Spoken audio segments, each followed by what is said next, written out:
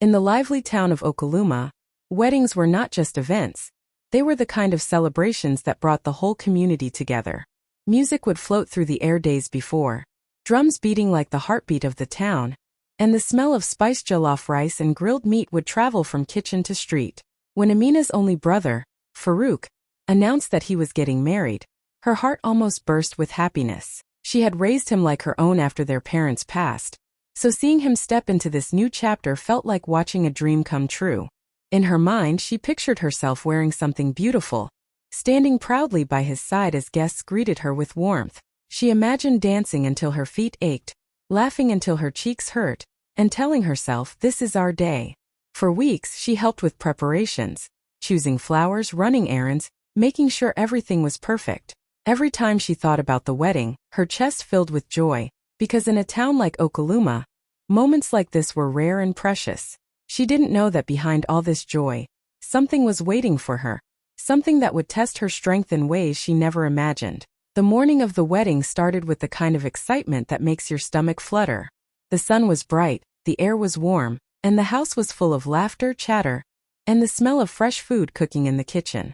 Amina woke up early, ready to dress beautifully for her brother's big day. She imagined slipping into something elegant, something that would make her feel proud standing in front of everyone. As she was helping to arrange flowers at the entrance, one of Farouk's new in-laws called her over with a smile that didn't quite reach their eyes. "We have something for you to wear," they said, handing her a small parcel wrapped in thin paper. Amina's heart skipped with curiosity.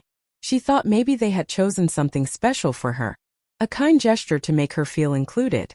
But when she unwrapped the paper and saw what was inside, her smile froze. It was a dress, faded, fraying at the sleeves, with uneven patches stitched awkwardly across the fabric. The color had dulled, and it smelled faintly of mothballs, as if it had been sitting forgotten for years. She looked up, confused, her mouth opening to ask if this was a mistake. But before she could speak, she saw the glint in their eyes and the smirks forming on their lips. "It will suit you," one of them said, their tone dripping with mockery. Another let out a small laugh, as if the sight of her holding that pitiful dress was a private joke they had been waiting to share. Amina felt a rush of heat rise to her face. Her heart pounded, but she swallowed her words, afraid of making a scene on her brother's wedding day. She held the dress against her chest and nodded faintly, pretending not to notice their laughter. Inside, it felt like something sharp had pierced her joy, but she told herself to be strong. This day was about Farouk, and she wouldn't let anyone ruin it. She didn't know yet that this cruel moment was only the beginning. Amina stood there, frozen, the torn and faded dress hanging limply from her hands. For a moment, she thought maybe they were joking. Maybe someone would step forward and say, No, this isn't for you." But instead, the room filled with laughter. Not the warm kind that wraps around you, but the sharp, cutting kind that digs into your skin. One of them tilted their head and said with a sly smile, "It will suit you." Their voice carried a tone that made her feel small, as if they were placing her beneath everyone else without even trying to hide it. The others exchanged glances, their eyes glittering with something darker than amusement. Amina's stomach twisted. She could feel the heat rising to her cheeks, the sting building behind her eyes, but she bit her lip hard, willing the tears not to fall. This was her brother's wedding day, the happiest day of his life. She wouldn't let her hurt spill into his joy. She tried to laugh lightly, as if their words didn't sting, but inside, she felt her pride crack like fragile glass. Every patch on that dress felt like a slap, every frayed thread like a reminder that they didn't see her as someone worthy of beauty. She wondered if anyone else in the house could hear the laughter, if anyone would step in and tell them to stop. But the hallway was quiet, the only sound being their voices echoing in her ears. Holding the dress close to her chest, she murmured a small thank you, her voice barely audible. She turned away quickly before they could see her eyes glisten. In her mind, she kept repeating, "This is for Farouk. This is for Farouk." But deep inside, a part of her knew that this moment, this cruel laughter, would be something she would never forget. It would follow her into the day ahead, no matter how hard she tried to bury it. Amina closed the door of the small guest room behind her and leaned against it for a moment, her chest rising and falling with the effort of holding herself together. The muffled sounds of music and laughter from the courtyard drifted in through the thin walls, a cruel reminder that the world outside was celebrating while her own heart felt heavy. She unfolded the dress slowly, the rough fabric scratching against her skin as she slipped it on. The sleeves hung loosely, the seams pulled awkwardly, and the patched spots felt stiff against her arms. The dress smelled faintly of dust, like it had been hidden away in a trunk for years, forgotten until now. She walked over to the mirror and froze. The woman staring back at her didn't look like the sister of the groom, or like someone who belonged at a wedding.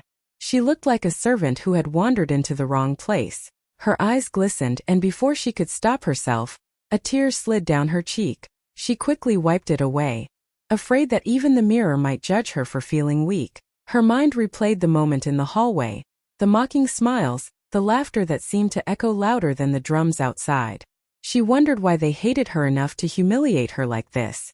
Was it jealousy? Was it because she had no parents to stand up for her? Or was it simply because they could?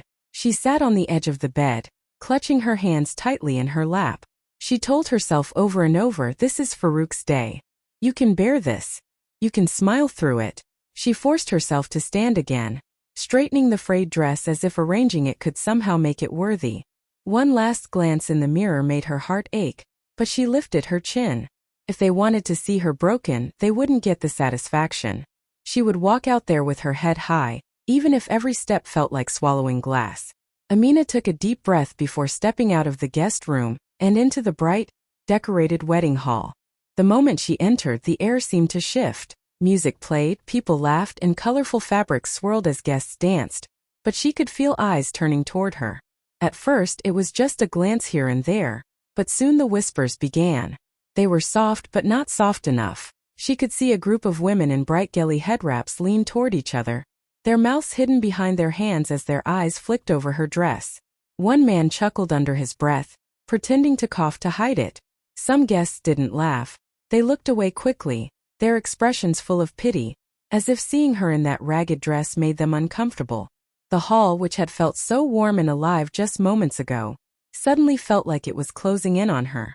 Every step she took seemed to echo in her own ears. The frayed hem of her dress brushed against the polished floor, and she wished she could disappear into it. She tried to keep her chin up, pretending not to notice the way people were looking at her. Her smile felt heavy, her cheek stiff from forcing it. She focused on the decorations, the strings of golden lights, the flowers that filled the air with a sweet scent, anything to distract herself from the eyes that followed her. But deep inside, the sting was sharp. This was supposed to be a day of joy, yet here she was, feeling like a shadow in her own brother's celebration. She kept telling herself to be strong, to not let her pain show. Still, she couldn't shake the feeling that everyone could see right through her, as if the dress wasn't the only thing torn that day. Her pride was too. In the far corner of the wedding hall, away from the loud laughter and the clinking of glasses, sat a woman whose presence carried quiet authority. Mama Tulu was known in Okoluma for her elegance and her kindness. Her gold head wrap was tied perfectly, her lace wrapper shimmered under the soft lights, and every piece of jewelry she wore told a story. She had been watching the celebration with a calm smile, but when Amina walked in, that smile faded just a little. Her eyes followed the young woman's every step, taking in the frayed edges of her dress, the uneven stitching, and the way she kept forcing a smile that didn't quite reach her eyes. Mama Tulu didn't need to hear the whispers to know what was happening. She had seen this kind of cruelty before.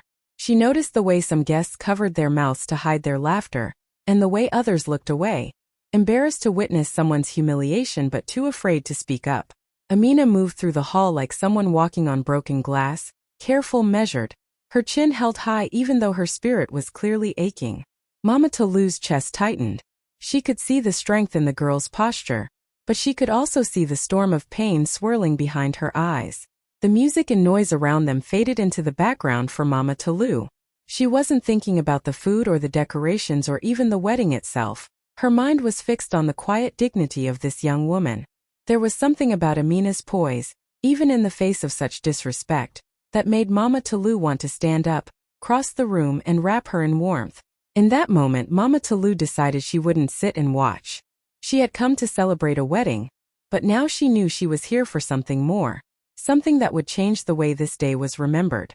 The noise of the wedding hall felt heavier with every passing minute, the clinking of cutlery, the bursts of laughter, the whispers that Amina could still feel brushing against her back. Her smile was starting to crack, and she knew if she stayed any longer, someone would see the tears threatening to escape. Without drawing attention, she slipped toward the exit, her steps light, her eyes fixed on the floor. The moment she stepped outside, the air felt cooler, softer. She leaned her back against the wall, closing her eyes and letting out a shaky breath she had been holding all day. The sound of drums and music was now just a muffled hum behind her. She pressed her palms together, trying to steady herself. She kept thinking of her brother, telling herself she was doing the right thing by not making a scene.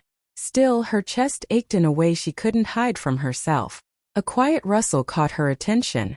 She opened her eyes to see Mama Tolu standing a few steps away, her face calm but filled with concern.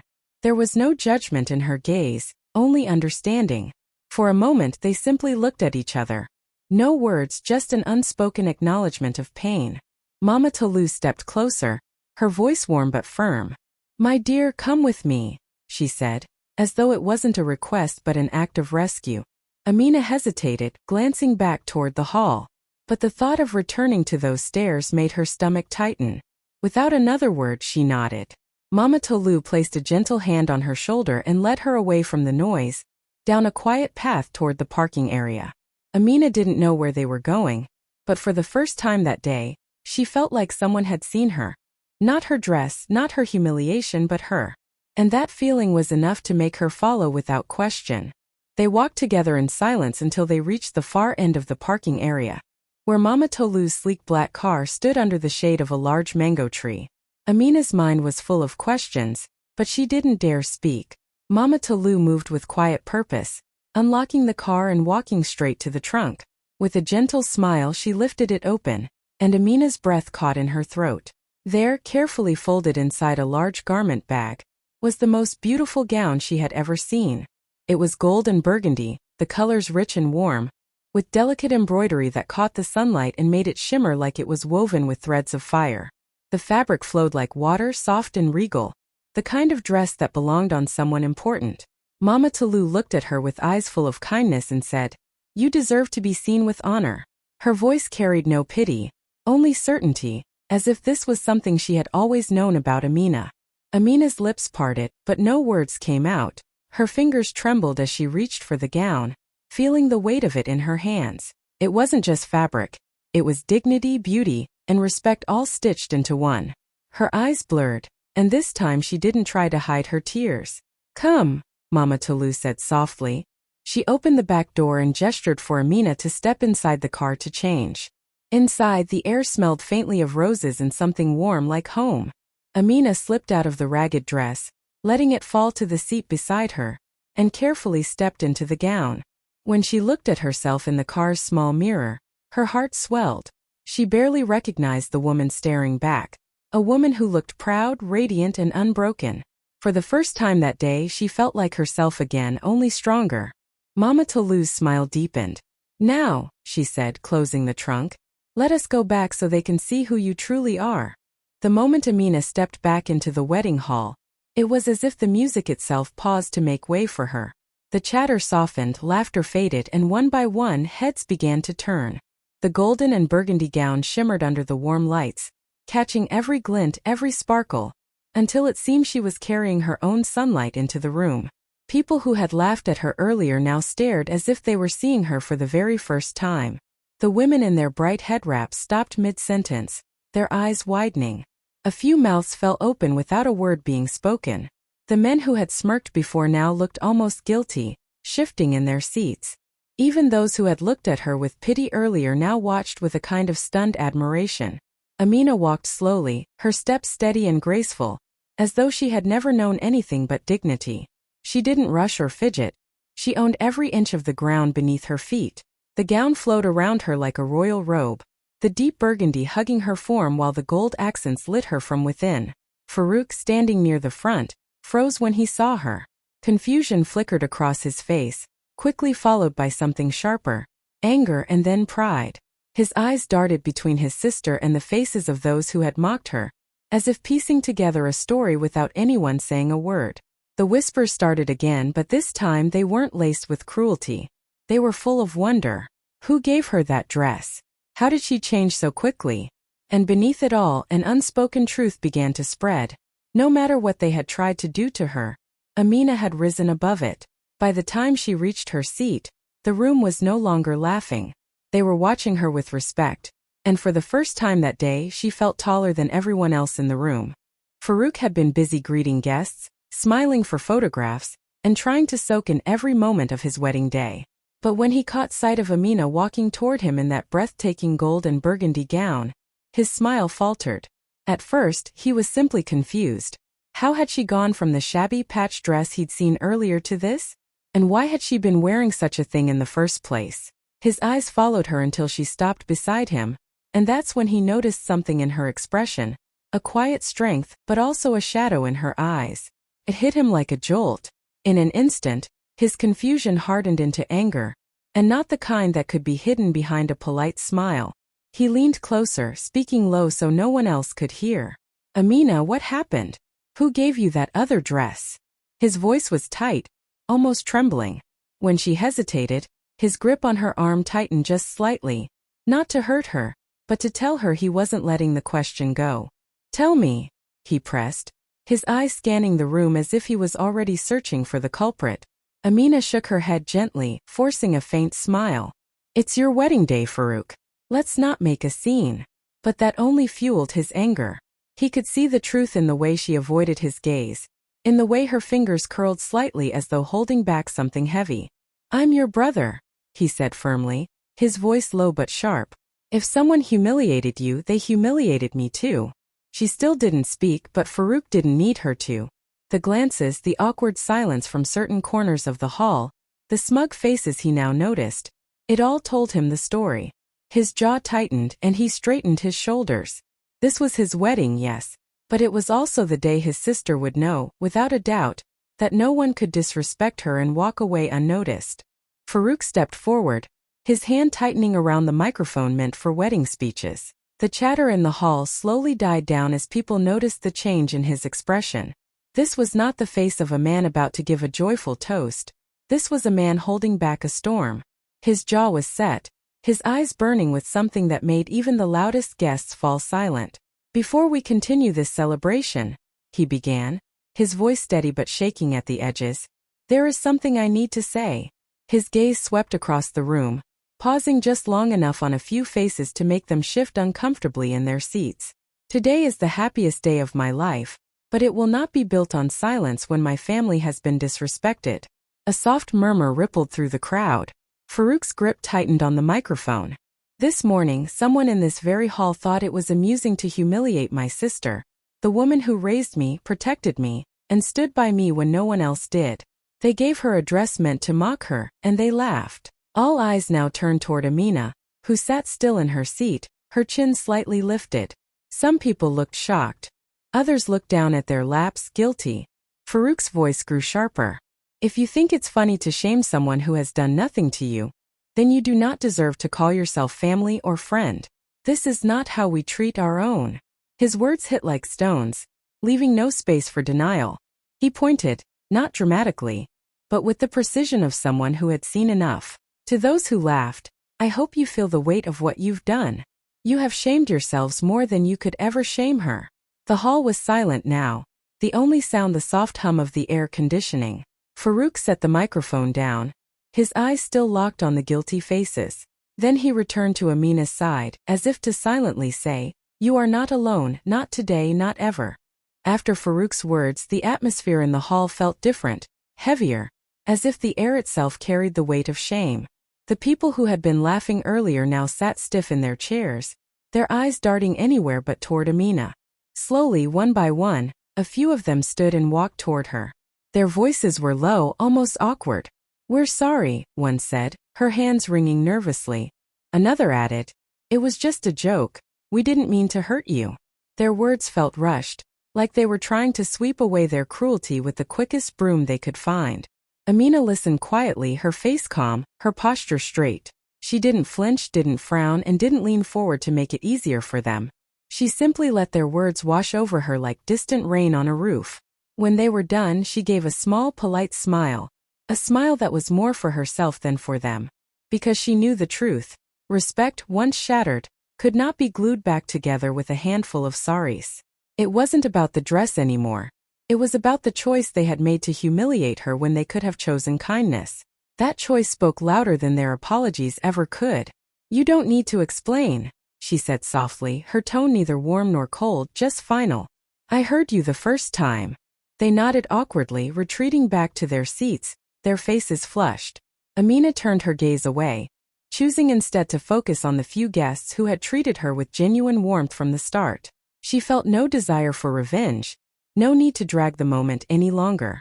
They had already given her a gift without knowing it, the clarity to see who truly valued her and who only pretended. And that was worth far more than their empty words. By the time the night began to wind down, the wedding hall had shifted from a place of music and dancing to quiet clusters of guests talking in low voices. The bride's gown, though beautiful, was no longer the highlight of the evening. The food, though delicious, was no longer the main topic. What people couldn't stop whispering about was Amina. They spoke of how she had walked in wearing a torn, faded dress, the target of cruel laughter, yet somehow returned later looking like a queen in gold and burgundy. They remembered the way the room had fallen silent when she entered, how her steps were steady and her chin lifted, as if she carried her own crown.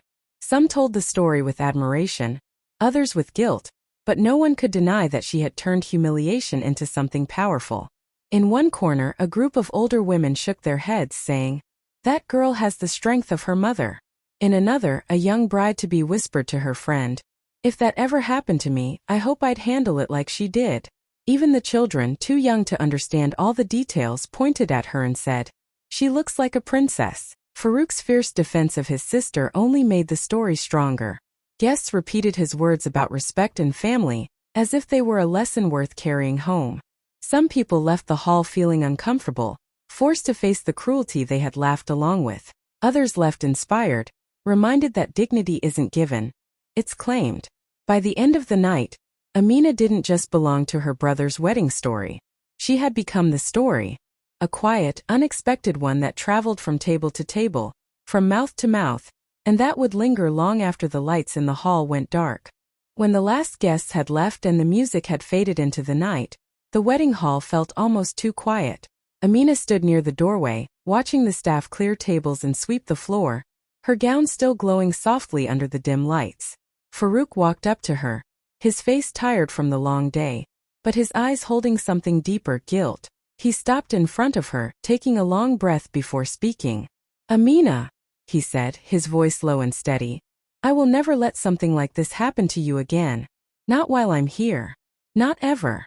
She looked at him, surprised by the weight in his tone. Farouk wasn't just making a promise. He was sealing it with the love they had carried for each other through every hardship. He reached for her hands and held them firmly, as if anchoring his words in her heart. "I'm sorry I didn't see it sooner," he added, his eyes softening. "I should have been the one to stop it before it started. You've protected me my whole life, and today, I should have done the same for you from the beginning." Amina smiled faintly, shaking her head. "You did protect me," she said. "You stood up for me when it mattered." But she knew his regret was real, and it only made his promise stronger. In that moment it didn't feel like they were just brother and sister. It felt like they were two halves of the same shield, ready to guard each other from whatever came next. The sting of the day was still there, but it was softened by the certainty that she would never face such cruelty alone again. Under the quiet hum of the empty hall, their bond was no longer just one of shared blood, it was one of shared battles, and it had been sealed in both love and regret.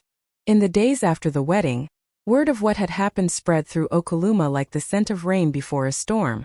People told it in the markets while weighing vegetables, in hair salons while braiding each other's hair, and in small gatherings under mango trees.